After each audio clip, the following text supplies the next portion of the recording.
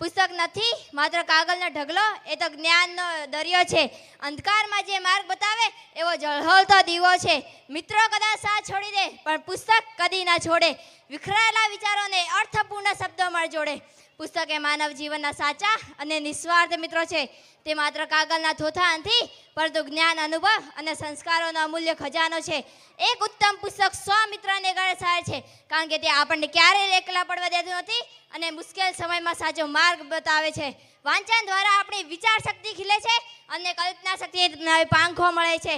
ઇતિહાસના પાના હોય કે વિજ્ઞાનના સિદ્ધાંતો, સાહિત્યની સરવાણી હોય કે મહાપુરુષોના જૈન ચરિત્રો, દરેક પુસ્તક આપણને કંઈક ને કંઈક નવું શીખવે છે અને દુનિયાને જોવા માટે એક નવી દ્રષ્ટિ આપે છે. પુસ્તકો બોલતા નથી, છતાં હજારો વાતો કહી જાય છે. જે વાંચે છે તેના હૃદયમાં અમર રહી જાય છે. શબ્દોના સાથિયાપૂરને જે જીવનને શણગારે છે એ પુસ્તક જ છે જે માનવીને અંધકારમાંથી ઉગારે છે. પુસ્તક એ માત્ર કાગળનો જથ્થો નથી, પરંતુ તે માનવ સંસ્કૃતિ અને ચિત્તોનો દસ્તાવેજ છે.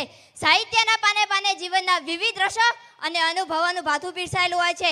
એક ઉત્તમ પુસ્તક વાચકના મનમાં વિચારોનું વલણ ચલાવે છે, જેમાંથી જ્ઞાનરૂપી નવનીત પ્રગટે છે. કવિતાના છંદો હોય કે નવલકથાનું કથાશિલ્પ, દરેક સાહિત્ય કૃતિ મનુષ્યની સંવેદનાને ઢંઢોળે છે અને હૃદયમાં ભાવ વિશ્વ જગાડે છે.